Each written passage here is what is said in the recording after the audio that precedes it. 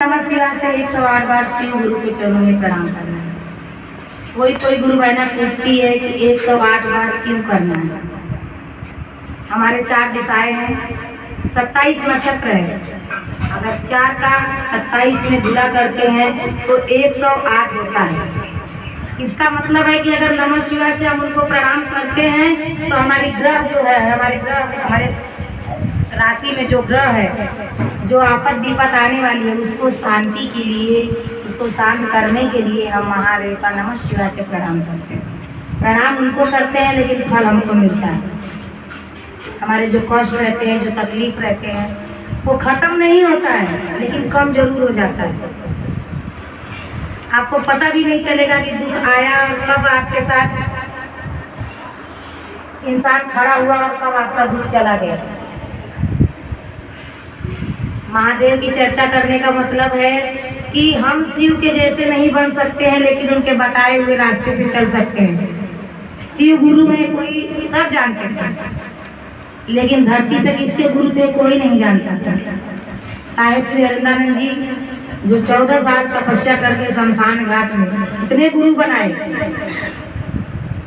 लेकिन उनको ऐसा लगा कि गुरु वही होना चाहिए जो स्वार्थिक बिना निस्वार्थ का हो, जिसको हमको कुछ देने की आवश्यकता नहीं है, खाली मांगने की आवश्यकता।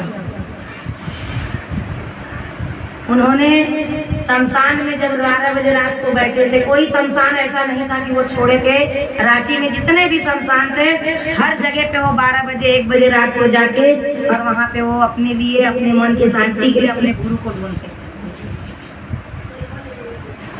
और वही शमशान में ही उन्होंने कहा कि अगर देवों के देव महादेव जब परशुराम के गुरु हैं, रावण के गुरु हैं, तो मेरे गुरु क्यों नहीं हो सकते हैं। शिव तो सप्त ऋषि के भी गुरु थे। तो हे शिव, मैं आपको गुरु बना रहा हूँ। आज से, अभी से, इसी पल से मैं अपने नाम का घोषणा कर रहा हूँ और मैं आपको गुरु बना रहा हूँ। हे शिव, आप मेरे ऊपर दया कीजिए और इस चर्चा को कैसे आगे बढ़ाना है, इसका उपाय मुझे बताइए। तभी आकाशवाणी हुई तो उनको आवाज आई। पहले में चर्चा, दूसरे में दया और तीसरे में नमः शिवाय। साहब बोले नहीं, अगर हम चर्चा करने जाएंगे और किसी से पूछेंगे, कोई हमसे पूछेगा तुमको क्या मिला है, तो हम क्या बताएंगे। इसके लिए पहले दया करो आप, फिर हम चर्चा करेंगे। और जब तक आप दया नहीं करोगे तो हम जुड़ाव कैसे करेंगे, क्या बताएंगे दूसरे गुरु भाई गुरु बहन को कि हम शिव को गुरु क्यों बनाए हैं, हमें क्या फायदा हुआ, क्या लाभ हुआ। तभी महादेव ने तथास्तु बोला और वहां से अंतर ध्यान हो गए, आकाशवाणी बंद हो गई। वही 3 सूत्र पालन एक सीढ़ी है हमारे लिए सत्संग का, अपने चर्चा में एक दूसरे से जुड़ने का। नहीं तो आज हम कहाँ के और आप कहाँ के, कोई किसी को नहीं जानता है। अगर चर्चा से नहीं जुड़े होते तो आज हम ना यहाँ बैठे होते और शायद ऊपर भी चले जाते, लेकिन आप लोग से मिल नहीं पाते। ये चर्चा ही ऐसा माध्यम है जो यहाँ से लेके, विदेश से लेके, बनारस से लेके, आजमगढ़, बलिया, गोरखपुर, हर जगह फैला हुआ है और हर जगह गुरु बहना लोग पहुँच रही हैं और सभी का दर्शन हो रहा है। ये प्रेम का बंधन है, महादेव से स्नेह का बंधन है, जो 3 सूत्र के माध्यम से एक परिवार के जैसा सबको जोड़ के रखा है। और जो इससे जुड़ा है सब हमारे भाई बहन।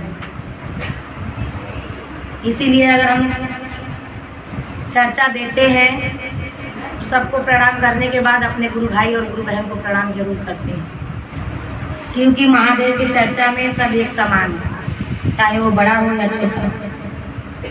साहब कहते थे कि अगर आपको आजमाने की आवश्यकता है महादेव को, तो उनको अपना बना के देखो। अगर अपने बच्चे, अपने पति और अपने सामान के जैसे उनको अपना बना लोगे तो फिर आपको किसी की जरूरत ही नहीं पड़ेगी। और रही दुख की बात, वो तो सबके ऊपर रहेगा। जो कर्म में लिखा है वो खत्म नहीं होता है, उसको इसी धरती पे भोगना होता है। हाँ, लेकिन उसके भोगने के बाद सहारा भी महादेव ही देते हैं।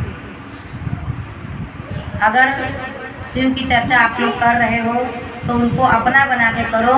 इसमें इसीलिए महादेव ने मेरे का भाव दिया है।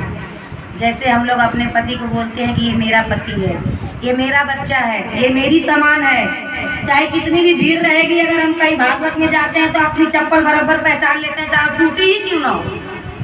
ये मेरी चप्पल है, भले वो टूट गई रहेगी लेकिन मेरी रहेगी। वैसे ही महादेव भी मेरे हैं।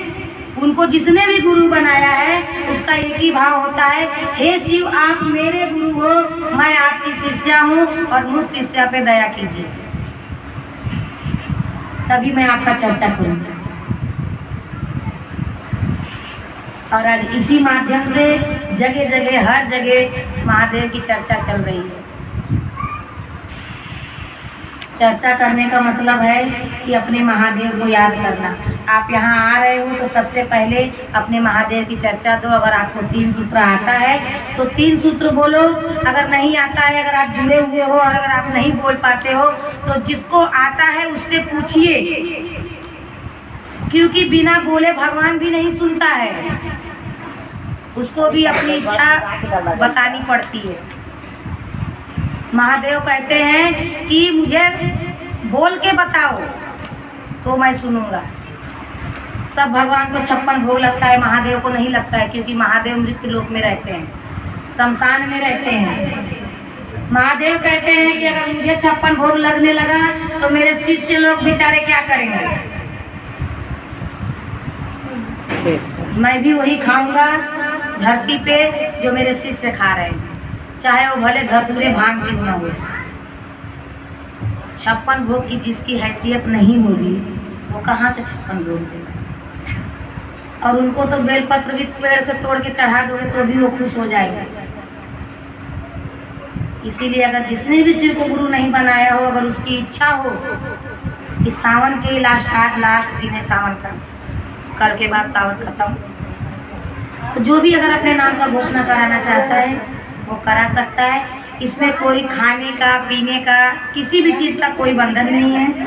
आप जैसे रहते हो वैसे ही रह सकते हो। जरूरी नहीं है कि आपको गांव-गांव घूम के चर्चा करना पड़े, आप अपने घर में भी चर्चा कर सकती हो। 3 सूत्र का पालन करना है आप, जो अपने घर में भी कर सकती हो।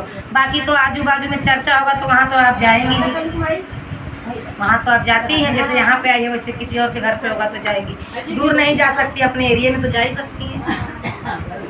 तो बस इतना ही करने का, दया मांगना है, चर्चा करना है और नमः शिवाय से प्रणाम करना है। इसी वाणी के साथ विराम करती हूँ। पुनः सभी दीदी से प्रणाम करती हूँ। मेरा प्रणाम शिवता। जागा जागा महादेव मैया भवानी की जय।